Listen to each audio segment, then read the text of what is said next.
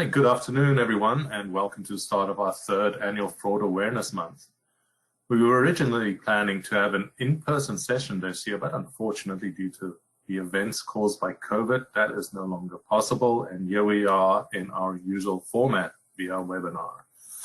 Our Fraud Awareness Month is to educate, inform, and share best practices by collaborating with knowledgeable partners and peers via these webinar sessions, of course, the first of 6. And we hope that over the years you've benefited from these sessions in one way or another. Next slide, please. Just before we get started, I wanted to just make everybody aware of the free access that's available to our ARC risk check, which is powered by Perseus.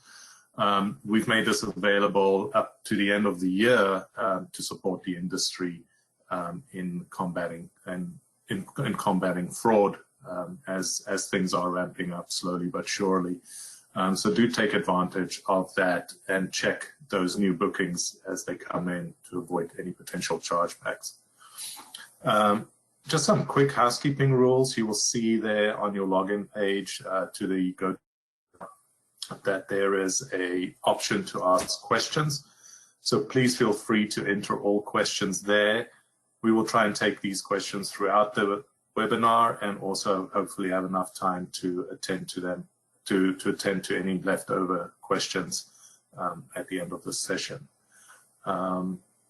Most of our sessions are going to be recorded. We have one that does not get recorded for obvious reasons. Be aware, it'll be available to you and will be hosted on our arccorp.com website, and you will be able to share it with colleagues and other peers that you might see fit. Next slide, please. And then just as for your awareness as well, the following sessions for the month is listed here. So do take advantage of the upcoming presentations presented by Chargebacks 911, Perseus, WorldPay, and our National Cyber Forensics and Training Alliance. Some good sessions there and some good insights and potentially some tools and solutions available there for you of interest. But for now, let's get this show on the road and allow me to introduce to you my colleagues. Doug Nass, who I think many of you are familiar with, our Director of Fraud Investigations, and Jennifer Watkins, Director of Payments, another very well-known colleague on the in ARC and amongst the travel agencies and airlines. Together, we will provide you with our insights on fraud trends, factors impacting the industry throughout 2020, the effect of that chargebacks have had thus far, double refunds becoming an issue and sort of how to combat that a little bit, and some additional insights on what ARC has done this past year to support the industry with the issues with COVID-19. But let's start out by looking at some statistical insights here from ARC's side. Next one, please. Excuse me. So as you can see in this graph, the plans for fraud, or the projections for fraud rather, was to see growth especially in 2020 and beyond. And as you can see in the beginning of the year, per our data, per our normal review on fraud statistics, that was pretty much the direction things were going in. And that's really due to more and more people or more agencies bringing on board e-commerce platforms and also expanding the use of the card not present payment option. But as you can see, due to COVID, everything came to a dead stop, including fraud. On the slide, we identified that 2020 performed as expected in the beginning. And our fraud analysts were happy about that because they were very busy, and but that's for all the wrong reasons, of course. Needless to say, as they were plugging away at this, COVID-19 came in and placed our whole industry in a tailspin.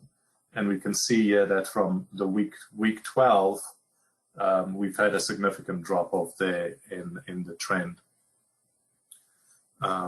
in fraud specifically. Yeah. And this is Doug, and I'll just jump in and say, yeah, once people started or stopped traveling, the fraudsters had nobody to sell to, and so they, everything just dropped off a cliff. As Cornelius mentioned, we really started the year off. The first couple of months were really going gangbusters, and then it just completely collapsed. But I will say, you can see at some of the more recent activity, our fraudsters are returning slowly. As people slowly return to travel, our fraudsters are coming back into the mix. I was just alerted to another attempt just this morning. So this is the time to start to, get back into that mindset of being vigilant of what, who's contacting you. Yeah, absolutely. Next slide, please. And we see that that's, that plays into the fraudsters as well. As Doug said, they were impacted originally, but now they are getting ready. But from a recent session we did with Gemini, you can see in the dark web chat rooms that, these fraudsters were concerned about what the future holds in travel, especially for those who were focusing on travel. And they're conveying their concern there in the last section of the communication there. But this is not stopping them. They are using this time to devise new schemes, and we see that coming. As Doug said, he's seen a couple already coming through on how to defraud businesses, merchants, and consumers, especially as they now have access to multiple compromised cards that they sort of just be accumulating in this downtime. So they are also using this period to build up, new schemes and new ways to defraud us all, and sort of try and focus in on the industry. And we can see this reflected in our data. So we go into the next slide. We can see what Doug's been referring to as well, in that things are on the rise, where we can see that drop down. This is data from our high-risk airport reviews. So we initially see the spike from December through mid to late March, and then we see that steep drop both in transactions and dollar value of the potential fraudulent transactions that's being taking place here. We sort of hit the lowest levels in April, but see that there has been steady growth in fraudulent transactions into August, to what Doug has referenced. We anticipate and will continue as we see more and more markets come online, along with regional and international governments opening up their borders. Be vigilant out there, because things are ramping up there. So we see this also in our next slide. Sorry, Doug, go ahead. Yeah, I'd just like to say some of our high-risk airports, we've been reviewing those for the last 10 years, 10, 11 years. And, West Africa, certain airports in South and Central America. Within the last probably year and a half, year or so, we've been looking at Pakistan and Manila specifically as well, where we started to see the statistics start to show that fraud was occurring. So we've been able to add those in and try to continue to expand the number of airports that we look at on a daily basis. Yeah, so and we can see that incline there happening here to sort of end of July into August for those specific markets. In addition to our payment fraud trends and ticketing trends, that are on the rise, you still remain vigilant to the traditional travel fraud. We see this in our next slide, where where we get the Interpol notices stating what to be aware of and what to look out for. So fraudsters will continue to exploit the current situation to benefit them, of course, by creating fear, anxiety, and instability as best as they can. Additional ways in gaining access to systems continue to be out there. So again, be aware of those GDS password resets and any other access requests that or password resets that you might get. Please be aware of those and validate that they are coming from the correct sources. We also see a rise in data ransomware being loaded onto folks' systems, and that is and then have to pay a large amount to gain control back to get the data back. Sorry about that. Most recently, Carnival, CWT, Garmin, and Travelex were recent victims of ransomware, with CWT paying a reported $4.5 million in ransom. And you can read a little bit more about those ransomware attacks at skift.com.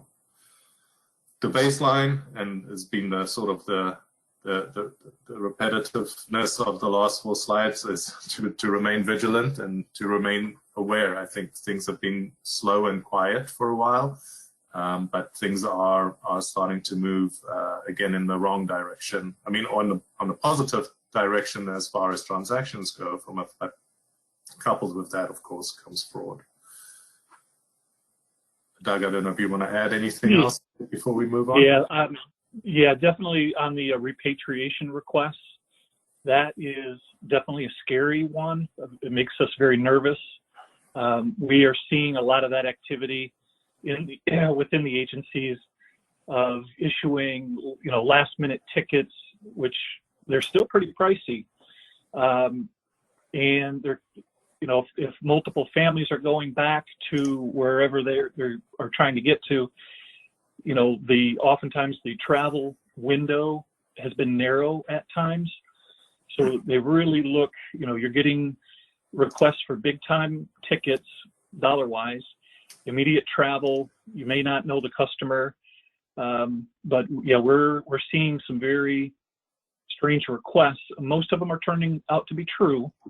But you still have to, be vigilant, and you have to, everyone has to take into mind their own level of appetite for risk. They got to figure out, I know everyone needs as much business as they can, but if things go south, it could be really damaging to the business. So be vigilant, be skeptical, be safe. Yeah, that's sort of where we're heading into next, right? Is sort of looking at what else affects our industry, and if we move on to the next slide, there in the following one, we start looking into issues like double dipping and how that impacts the industry as a whole and you as an agency, because after all, there'll be chargebacks generated. But let's go through this double dipping or double refund issue for a little bit, and some input that we've obtained through research is that we see that it's estimated that as many as 10% of all chargebacks could be involved in a double refund situation. And then the question really is now, what is double dipping? Well, it's not my favorite ice cream, but and therefore we will stay with the double refund terminology from here on out. But in the advent in the advent of a double refund scenario, it's where the customer is provided with 2 refunds for the same transaction. These unnecessary refunds are usually the result of miscommunication and illegitimate chargebacks. This is normally when a refund is issued and the chargeback is being triggered by the consumer, and the consumer in turn are being basically getting double their money for the same thing, and that again is essential that we have good communication between airlines, agencies, and merchants as we go, as this issue is potentially set to grow into a bigger issue. So why and how do double refunds happen? Well, chargebacks are filed after a refund is issued. The consumer contacts the merchant and requests a refund. The merchant obviously honors the request, but the funds aren't returned immediately. The consumer thinks the refund request was ignored and files a chargeback. Both the chargeback and the refunds are processed, meaning the customer gets twice the amount of money. And therefore, it's essential that you keep that communication with your consumer or your customer open, and also relay both airline and agency what might be going on. I think it's even more important to do so now because of the COVID situation, that those channels of communication need to remain open. Chargebacks are also filed before a refund is issued. So the consumer contacts the bank and initiates the chargeback. Then the consumer contacts the merchant and expresses dissatisfaction. To try to appease the customer and avoid a chargeback, the merchant provides the refund. However, the merchant is unaware of the fact that the chargeback has already been filed. Just because the merchant provided a customer with a refund doesn't guarantee that a chargeback won't be initiated. And just because a chargeback has been filed doesn't, and just because a chargeback has been filed doesn't guarantee the customer won't contact the merchant and demand a refund as well. It is entirely possible for the customer to receive a double refund for the one purchase. Now, how do we prevent these double refunds? Preventing double refund calls for a proactive approach. Merchants need to deploy different strategies and solutions both before and after a dispute. And again, communication in this area is going to remain key. After a chargeback, it is challenging to prevent double refunds, but the key lies in attention to details. Merchants need to train their customer service agents so they know what to look for in these circumstances. Customer service agents should be able to identify the situations and prevent additional loss. Merchants must pay close attention to customers who say they just spoke to the bank. This is the biggest clue that a chargeback may already exist for the transaction. Depending on the issuing bank, there are different time limits for disputes before they become actual chargebacks. One thing is universal though. If a case number is issued by the cardholder's bank, it's a clear sign that the dispute has graduated to a chargeback. So before a chargeback, in these situations, preventing chargebacks and the subsequent double refund is straightforward. Simply provide prompt refunds to customers when they are warranted. And we know that it's not always in your hands, and there's a whole banking system that's supporting this and could be providing delays and so forth. But again, we're going back to that communication piece. Keep your customer informed. Let the customer know that a refund has been issued. If you are an agent having dealt with the merchant that both parties have, and it's important that both parties have an open dialogue with the customer and the merchants. Silence obviously creates frustration. I think we've all been in that position where you are waiting for a response on something when you've been told one thing and not getting any new updates or information. In most cases where you have the ability to take things into your own hands, you will. And this is what we start seeing, is that consumers are being promised refunds. There's a delay in that refund being processed. Could be a couple of days, could be a couple of weeks, but people are becoming frustrated. And by default, they're triggering that chargeback. So the best way to combat double refunds is apply effective chargeback management to help or try to prevent double refunds. The risk of double refunds can be mitigated through effective management, a properly trained customer service department, and attention to detail. But it's not to say that this doesn't come with its own impact on time and obviously team effort having to be applied in looking into these situations. However, we see in the next slide the impact of the of double refunds and chargebacks and how that affects your business. I'll do a pause here to see if Doug wants to add anything, or even Jennifer. Yeah, a question is, how do I know if a chargeback is really a fraud chargeback versus an unhappy customer? What would you say we should be looking for to know?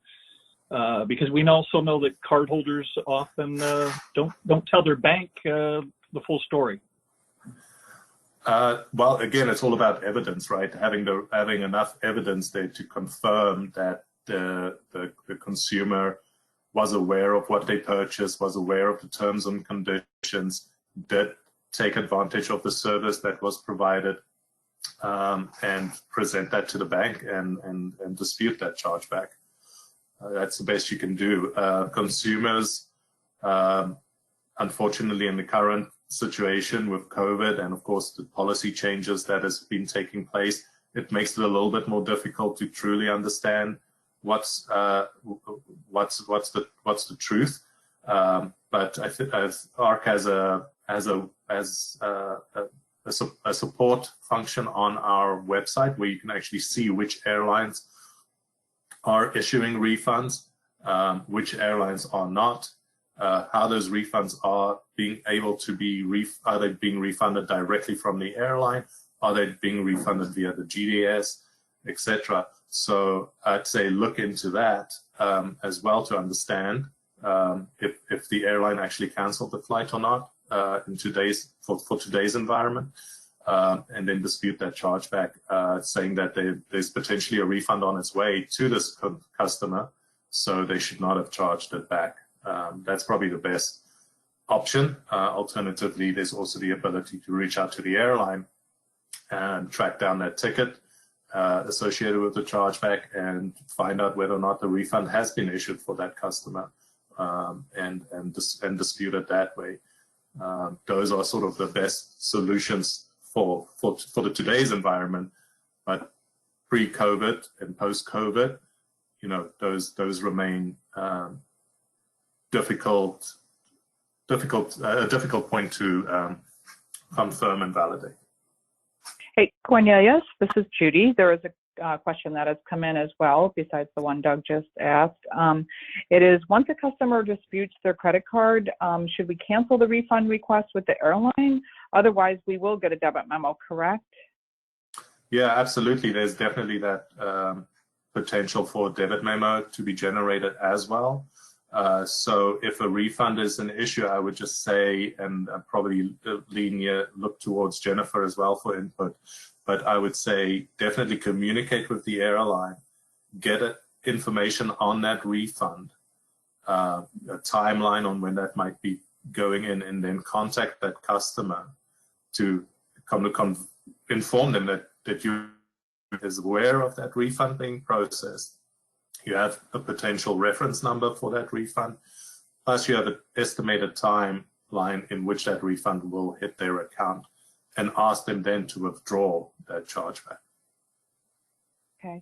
And there's a couple more questions, Cornelius, if I may, just on this same topic. And this is in addition to the one I just asked. What if the customer doesn't advise us, just disputes the charge, and then the airline refunds them? What repercussions are there for the agency? Do you mind if I jump in, Cornelius? Yeah, go for it, Jen. Because I've been getting a lot of questions about this recently. And it is, we're putting some focus on this double dipping thing, and it is the thing that's keeping me awake at night at this point. And I think the challenge is the double dipping thing has to be managed by the airline, because between the airline and their acquirer, they know if a refund's been issued, and the airline knows if they're holding refunds. So you've sent over, as an agency, you've sent over a refund request to an airline. If they haven't processed any refunds, then they know what the situation is. If they process some, then they're going to have to do some research. And if they did do a refund and they get a chargeback, they have to respond back to the chargeback saying, this has already been refunded, and reference when it was refunded, and there's a reference number that's associated with the transaction. If it hasn't been refunded and they receive a chargeback, if they're due a refund, accept the chargeback and be done with it. But you don't want to find yourself in a position where there's crossover between the chargeback and the refund. And actually what's keeping me awake right now is the airlines that have recently opened up their refunding.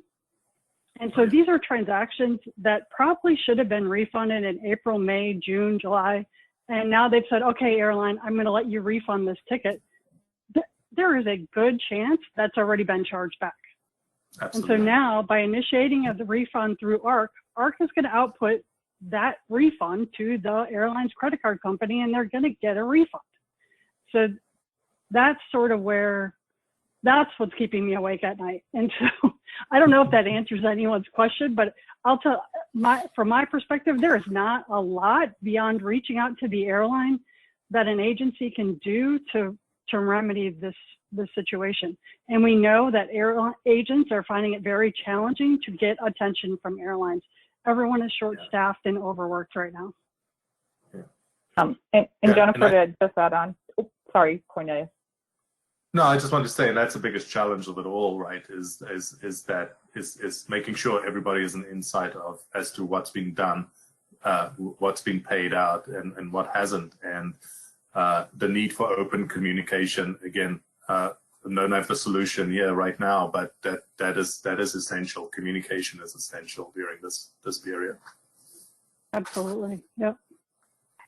And the only other thing I was going to add on is when you said, Jennifer, that there's really nothing that it's hard for an agency to have something to do to combat this besides communication and all that. The question is, if they gave them an authorization form for the customer to sign saying they won't do a chargeback, is there any validity to something like that, and will that hold? Hold up? Is this? I mean, I guess my experience with getting an authorization form from someone would be to remedy like a fraud type chargeback, where the customer has validated it's your way of validating that the cardholder is your actual customer. And so if there was a fraud claim, you could say, well, but that was the cardholder and I actually validated that. When the customers do a refund, that's a completely different situation. So I'm going to say that that's probably not going to protect you in these COVID terms and conditions or refund related disputes. Okay. And I'm going to talk more about chargebacks later. But perfect. Yeah. Okay, perfect. Thank you. Yeah. Thanks for those questions. They were great. And Jen, thanks for your input, and Doug, yours. So, I mean, as we were talking about chargebacks and, of course, the double dipping, these things nowadays go in hand. And we look at a little bit of the impact here. So we breached this topic during our 2019 Travel Connect, and it's still relevant, as we've just discussed, perhaps even more so today. And the results from COVID-19 triggering the potential for double refunds and extensive chargeback fees, which will have a negative impact on our industry. The need for collaboration, working together to manage these costs, are very important. As a reflection on the cost impacting the travel ecosystem, there is the chargeback fee, of course, normally $20 to $100, without factoring in any operational and customer acquisition costs.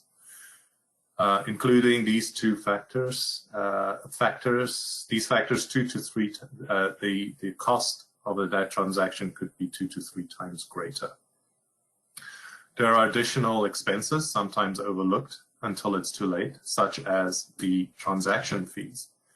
Payment processors typically charge at 3.5 to 4% of a transaction value just to process that purchase, and that percentage does not get given back, of course, even if you win that chargeback.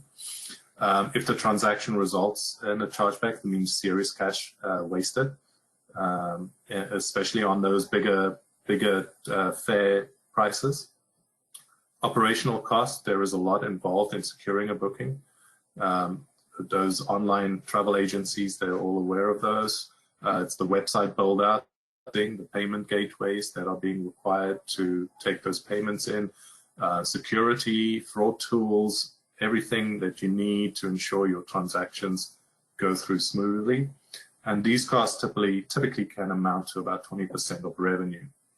Revenue that's lost when you have that chargeback.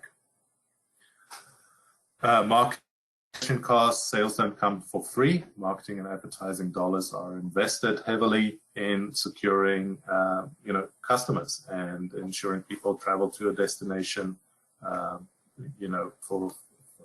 for holiday or business. Approximately that amounts to approximately 30 to 40% being spent there, and just adding to those losses. Finally, chargebacks also come with penalty fees from your bank, usually anything from 15 to 40% of the transaction value. And in the travel environment, there are additional fees also being applied when the airline is the merchant of record, where they need to perform auditing functions on these transactions, raise debit memos. Of course, for the agencies is to respond to those debit memos, and additional costs there just to manage that piece around chargebacks, which is unique to our industry, the debit memo piece. These are easy calculations to make and something that you can use as a takeaway to sort of see what that impact might be for you. But we're going to move on to Jennifer here in a minute as she has some additional input from the chargeback debit memo and some statistics there as to what the debit memo environment looked like to date. And of course, reflecting on what ARC has done recently over the past 8 months or so as a response to the COVID-19 issues and how we are dealing with debit memos. So Jennifer, I'll hand it over to you.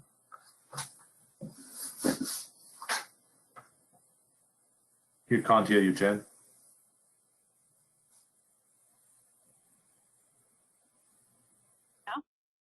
Oh, we got you now.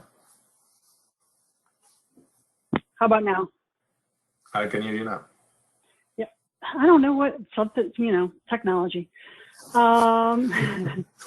So one of the things ARC did in early April was we took the debit memo working group. We had a chargeback subgroup that was made up of agents and airlines, and we started to meet every week. And so a lot of sort of my experience and knowledge around disputes has come from that group, because we've shared a lot of information about what is happening in the industry between agents and airlines. And we've met for a week until I would say towards the end of May, and then we moved it to every other week, and now we're to monthly. So we feel like maybe the worst is over on the chargeback side, but yeah, I think there's still a little bit more time. Next slide, Doug. So this shows, the first slide shows the trend at the end of 2019. And so feeling really good, about how chargeback debit memo ratio to sales was down. I mean, we're talking, this is 4 basis points. There's not an industry out there where your chargeback ratio is 4 basis points. Air agents in general do a fantastic job managing chargebacks and fraud in general, is kind of my only point to this slide. Next slide, we'll start to see a change from 2019 over 2020. Blue is the 2020, and you can see spikes that started in April where we saw the rate of chargebacks increasing. And the good news is that I just pulled the last 3 weeks of data, and actually the chargeback rate is down now year over year for the last 3 weeks. We can only hope that it kind of keeps that way. You could see where some of the large airlines in a week, like there's one airline that at the end of each month sends in a bunch of their chargebacks, and so those are those spikes in there. This shows it by amount. If you look at the next slide, it shows it by count, and it's very similar. Next slide. This shows, So just to talk a little bit about sort of what has happened in chargebacks with COVID. And the good news is that airlines and agencies have been working together. So I'll start with that as a highlight. But the bottom line is the volume of customer service questions, calls that came into OTAs and airlines was so big, there was no way that either could manage those calls. And so what was happening is there were a lot of no-shows because people waited on hold for 3 hours and they said enough of this and they got off the phone and they didn't, their only thing they could do is not show up for the flight. So managing those customer service challenges initially is kind of led to the next step, which is an increase in chargebacks, because that then gives that as sort of the only option for getting a refund for some cardholders, customers. The other challenge was refund and exchange policies were changing almost daily for some airlines, and it made it difficult for agents and customers to really figure out what their rights were, what was happening. The communication was really lacking, which then, again, makes cardholders go to the credit card company for resolution. Another challenge is for agents is over how to handle credit for future travel. And some airlines have been really good about creating really robust web pages where a customer can click to accept their voucher and it includes a bonus or something. They're in a good position, but for those who don't have something like that in place, it's been really challenging. The biggest sort of trend or change we saw is a shift from your traditional fraud chargebacks to customer service related. I didn't get my refund, service is not rendered, those customer service or terms and conditions related disputes. And, when I look at the industry agent's handbook, section 6, we have an entire section about how to respond to chargebacks. What's the best documentation you can collect to dispute a chargeback? And it's very much related to fraud because that's what we've always experienced. And it's about validating the identity of the cardholder at the time of purchase and things like that. But this situation has completely sort of flipped that all on its head, and it's all about customer service. Again, airlines and agencies just unable now to manage the volume of chargebacks. And so some airlines have put in sort of an automated system that will do automated responses to chargebacks. Others are not doing a whole lot to manage the chargebacks. And so it makes it very difficult to win a dispute in a situation where a refund's already been sent when you receive the chargeback and there's no response ever made. There's no response back to the credit card company saying, hey, this transaction was already refunded, things like that. A good airline acquirer or processor will, when they receive a chargeback, automatically go back and say, hey, this was already refunded. And so hopefully, or my sense is that there are quite a few airlines that are in that position where it's just being done automatically. Concerns over double dipping. This we've covered pretty well. That I am very concerned about that, particularly, like I said, as airlines open up their refund policies. Agents just generally concerned about receiving these debit memos for chargebacks. I mean, from the very beginning, that this was top of mind for agents, that they're going to start to see these chargebacks for situations they had absolutely no control over. And the good news is the card brands suspended their chargeback monitoring programs. Just about every airline and probably agency out there would be in a program at this point if that hadn't happened. They've expanded it now through, I think, the end of October. And we had excellent collaboration between agents and airlines. Really good dialogue in very difficult times sometimes in that chargeback subgroup. Next slide.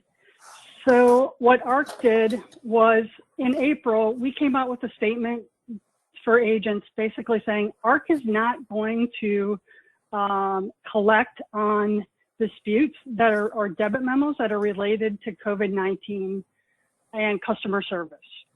And so if a flight was canceled, ARC is not going to be coming after an agency when an airline initiates a debit memo. So because the assumption is that anything that happens sort of during this time would be COVID-19 related, which really ends up being a service-related dispute, and ARC is not going to get in the middle between agents and airlines to resolve that. And next slide. The other thing we did is we put out some guidance geared towards agents around how to deal with the COVID-19 situation. And specific to chargebacks, next slide, we have some resources out there that specifically address chargebacks. And so we have guidance from the card brands around how to manage chargebacks and disputes, how to respond to them. We have FAQs, and we have FAQs specifically tied to ARC Pay. And so we published all of those things on our website to try to provide more information to agents and airlines around the current situation and disputes. Next slide. So the other thing we did in the chargeback subgroup is we put together sort of a best practices flow for managing disputes. And I'm just going to do this really quickly because I don't want to take up all our time. But it's really for airlines. And it's saying if you get a dispute, you're an airline, if you refunded the transaction to the original form of payment, which is the first piece there, respond to the dispute saying, hey, this refund was already processed. And that should be an easy win for that dispute if you've already processed a refund. Was the flight canceled? Bottom line, U.S. Department of Transportation has been very clear. If the flight was canceled, the customers do a refund if they want a refund. Some are taking a voucher, that's fine. But if the customer wants a refund, they're due a refund. So if the flight was canceled and you receive a chargeback, airline, accept the chargeback and move on. Do not contact the agency. That customer was due a refund. Was the ticket refundable? Clearly, the customer probably just couldn't get through and initiated a chargeback. If the ticket was refundable, just accept it.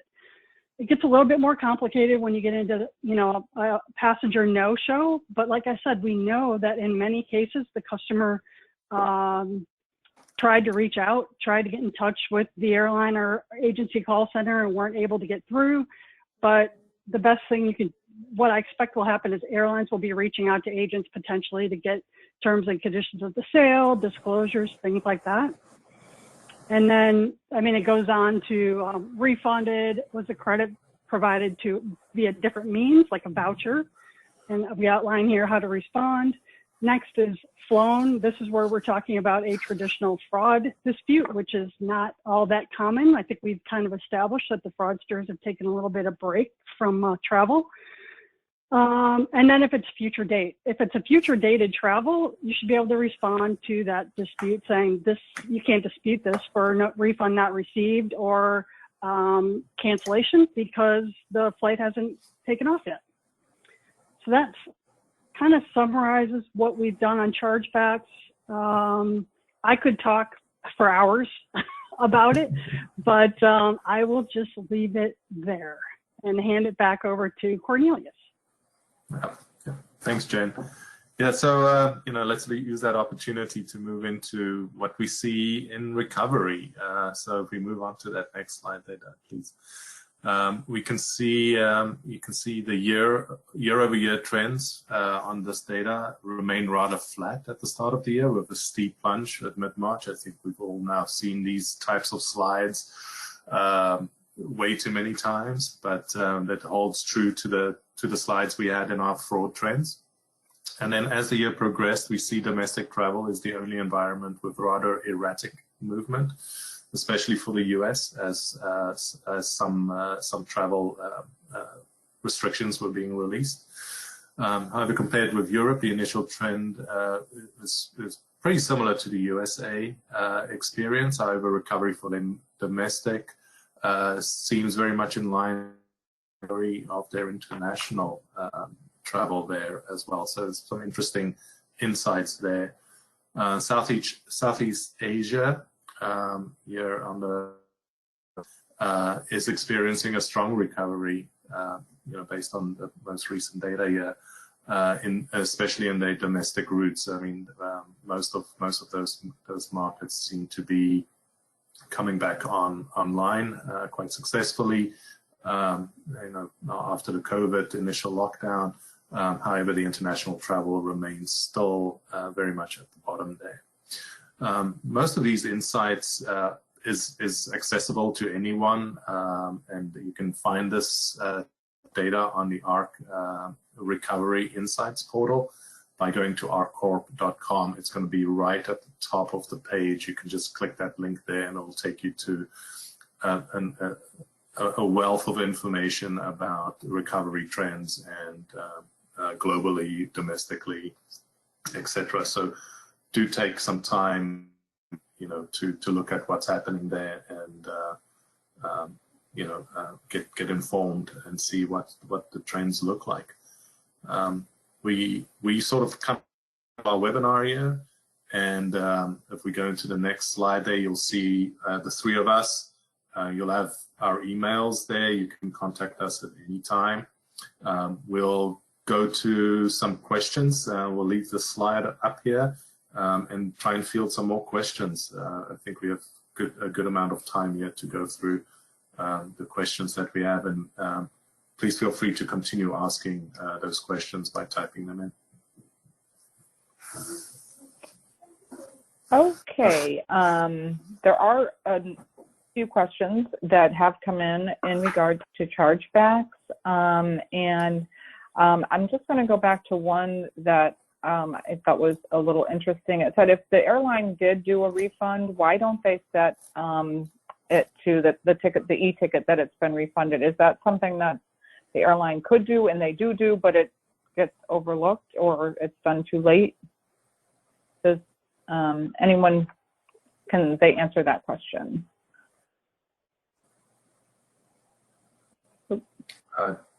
Jen? Jen? Jen? Sorry, can you hear me?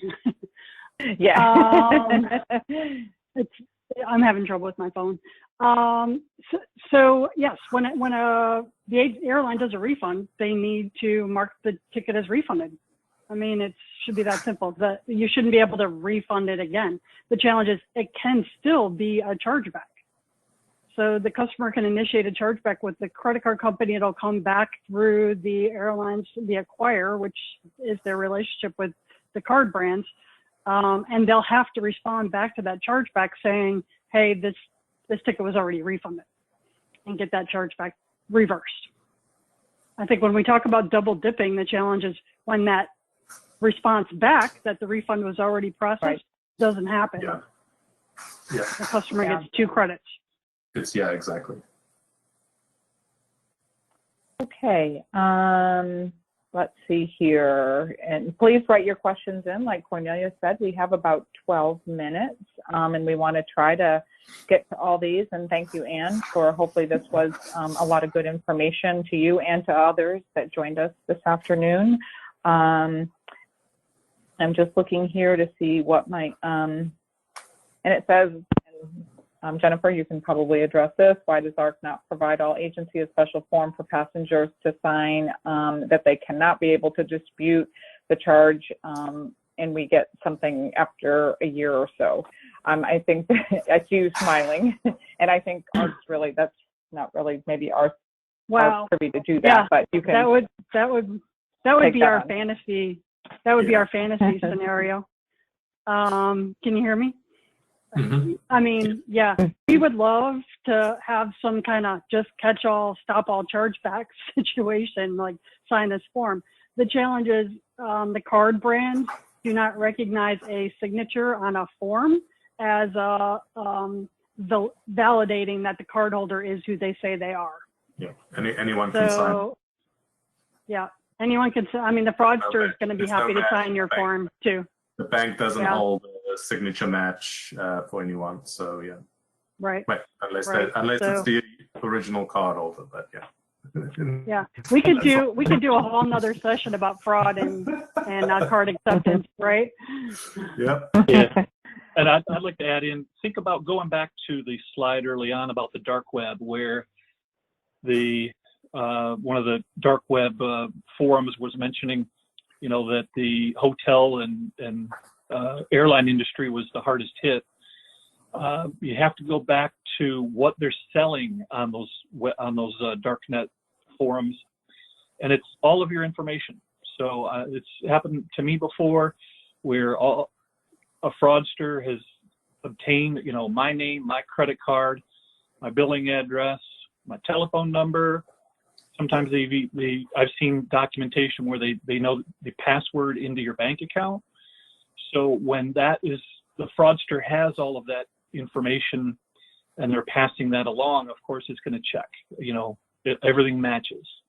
So that's a huge challenge for us, and that's why we include so often what's happening on the dark net, because it has a huge impact on us. Yeah. It just makes it a huge challenge to validate customers who are ordering online or calling up or emailing in requests, because you really don't see them. Okay, and there are some other questions that have come in. Thank you, Doug and Jennifer and Cornelius on these. And I think this is a pretty general question, and I'm going to throw this over to you, Cornelius, because I think this is what this whole month is really all about in today's session. And as the ones that we have that will be subsequent from this, it says, what can we do to help keep ourselves safe from fraud? That's pretty broad. Yeah, I think the main thing here, and Doug can also jump in here, but I think the main thing is validating your customer, especially new customers. I mean, a lot of these work with known customers to them. You get a lot of repeat business. The minute you get someone new into your system requesting ticketing, requesting, high value tickets, be it for a group travel, be it for team travel, be it for church, be it for medical emergencies, be it for any of those things, validate them. Make sure you do the necessary background checks on those travelers. Get the information in needed for you to ensure that the person you're talking to on the phone or who've reached out to you via email is a legitimate individual who is trying to book legitimate travel. In most instances, this could be a fraudster. You could use ARC Risk Check to validate the customer to see if there's been any known activity of certain name, email, phone number, anything that you can get through the email or by communicating with the person on the phone. You can enter into the ARC Risk Check tool. It'll give you a score.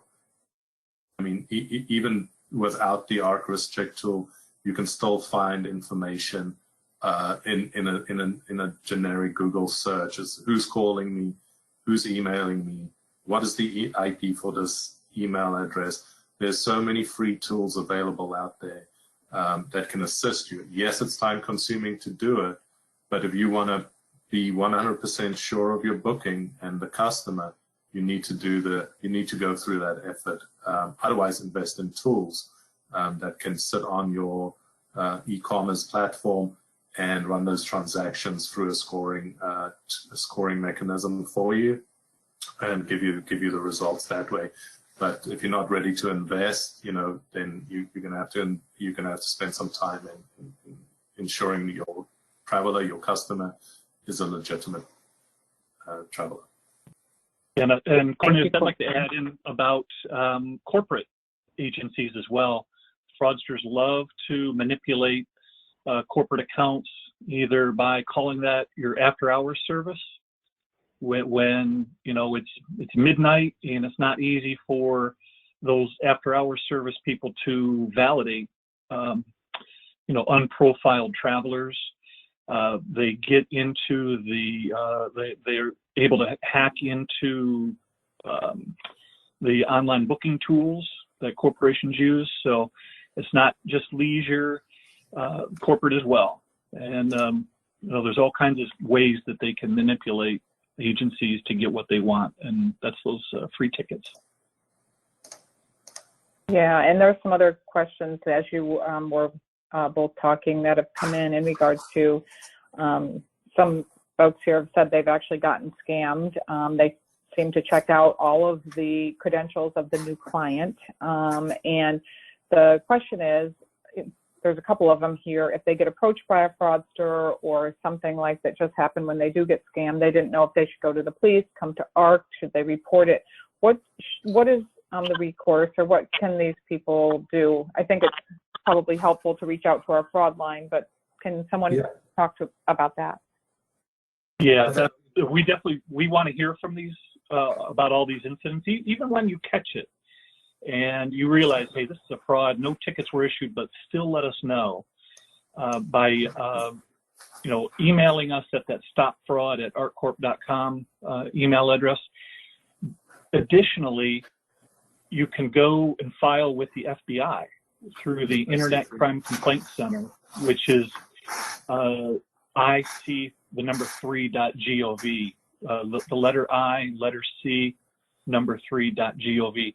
So if they've emailed you, that's through the internet. A lot of times you can find out if they call you. They're oftentimes using the VoIP, voice over internet telephone.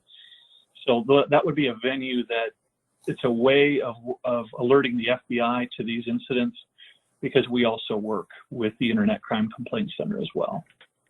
It's a good resource, good way to get our problems, our collective industry problems into the eyes and in front of FBI analysts. Yeah, absolutely. And in addition to that, if the minute you send us an email to stopfraud@arccorp.com, we use that information to build out our internal data points. And we use those data points to prevent fraud downstream into other agencies, because we log that name, we log the card, we log the phone number, email. Anything that you share with us is being kept. We keep it, we put it in our data source, and we run that data on a daily basis through one of our analysts, and they look for anomalies there, and they look for comparative data on that, and we send out fraud alerts. I mean, our team used to, beginning of the year, we're doing about 100 fraud alerts a week. That's dropped down, obviously, because of COVID. But, we send it to the agencies. We also send alerts to airlines. So, bring that data over to us. We do use it, and we do appreciate your collaboration there. So please send it on. Great. And there is more questions here on chargebacks, and I just wanted to also say that I've been talking to Jennifer, and we probably will be hosting just a session on chargebacks coming up in later in September, early October. So be on the lookout for that, and because there are several more questions here, some are more specific, which I'll let the team answer offline. But just wanted to let you know that will be coming up. And I'm going to give each of the panelists an opportunity to say some closing remarks before we end our session here today. We just have about a couple minutes, minute and a half. Yeah, thanks, Jim. Doug, we start with you. Yeah, Doug, I think Cornelius gets the final word. Yep, I just want to reiterate, hope you found this information helpful. And say once again, we want to hear from you when you suspect fraud has occurred, even attempts. As Cornelius mentioned, we really do use the information. Every email is looked at. It helps us build up our information on serial fraudsters. So on to Jen. All right. I guess my piece of advice is to communicate as much as you can with your customers. I've talked to agents who've been communicating with their customers since April who still haven't initiated chargebacks, even though the refund request was sent to the airline, 4 months ago. And if something were to happen, that there was a double dipping situation, so they end up initiating a chargeback, and now the airline does the refund, that agent is a better position to manage that with the customer. They can go back to the customer and say, oh, you know what, you probably noticed you got 2 credits on your account. I'm going to have to charge you now. Or can you pay me, write me a check for whatever it is. So I think just communication and having that relationship with your customers really, really helps at this time. Absolutely agree. Communication, being vigilant on fraud, join us for the other sessions, and thank you for participating today, and have a great week, everyone. Okay, thank you, everyone. And join us for the rest of Fraud Month, as Cornelia said. Thank you. Thank you, panelists.